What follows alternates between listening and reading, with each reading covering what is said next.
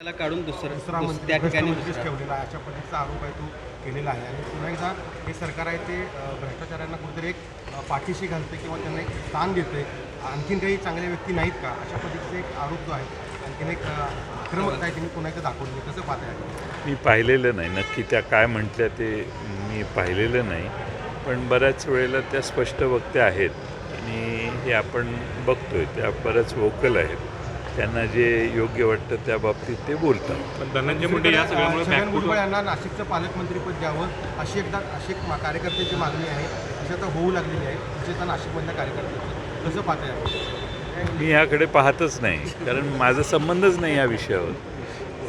माझ्या पक्षाचे कार्यकर्ते ही मागणी करत नाहीत, ती त्यांच्या पक्षाचे कार्यकर्ते आहेत. मला विचारण्याचा प्रश्नच उद्भवत नाही आणि मला माहिती नाही, मी बघितलेलंही नाही की त्या विषयात. साहेब, बीडमध्ये गेल्या 3-4 महिन्यापूर्वी जे काही झालं त्यानंतर अजितदादांनी पालकमंत्रीपद आपल्याकडे ते घेतलं, मात्र तरी देखील तिथल्या घटना थांबताना दिसत नाहीत. काल दादांनी दौरा देखील केला, मात्र तशाच पद्धतीच्या घटना समोर येत आहेत, व्हिडिओ तशाच पद्धतीचे समोर येत आहेत, थांबताना काही दिसत नाही. अतिशय गंभीर कायदा व सुव्यवस्थेची परिस्थिती बीडमध्ये आजही आहे.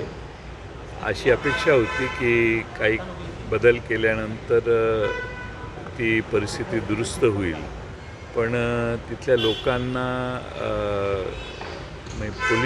पोलिसिंग व्यवस्थित नाही असा त्याचा एक अर्थ, पोलिसांची जरब बसलेली नाही हा दुसरा अर्थ. आणि मला वाटतं की एवढ्या थरावर जाऊन आजही मारहाण जर होत असेल आणि त्याचेही व्हिडिओ बाहेर येत असतील तर धाडस प्रचंड तिथल्या गुन्हेगारांच्यात आहे. त्यामुळे बीडला बदनाम करण्याचं काम हे तिथली स्थानिक लोक गुंड करतायत असं मला वाटतं. धनंजय मुंडेचं जे पद आहे ते छगन भुजबळांना देणार आहे, ही चर्चा आहे. मुंडे बॅकफूटवरती या सगळ्या प्रकरणानंतर गेलं नाही, त्यांना तर मंत्रिमंडळातून कमी केलं म्हणजे त्यांनी राजीनामा दिला. त्यामुळे आता बॅकफूटला असं काही विषय नाही आहे. नाही, काय त्यांचं जागा मोकळी होती, त्यांच्या पक्षाने निर्णय घेतला दुसऱ्या व्यक्तीला देण्याचा, नेत्यांना देण्याचा. त्यामुळे आता शेवटी मधल्या घटनेमुळे त्यांचं नुकसान तर झालेलंच आहे, त्याबद्दल काही वाद नाही. साहेब, राज्यभरामध्ये खरं तर अवकाळी पाऊस पडतो, मोठ्या प्रमाणात शेतकऱ्याचं नुकसान होतं.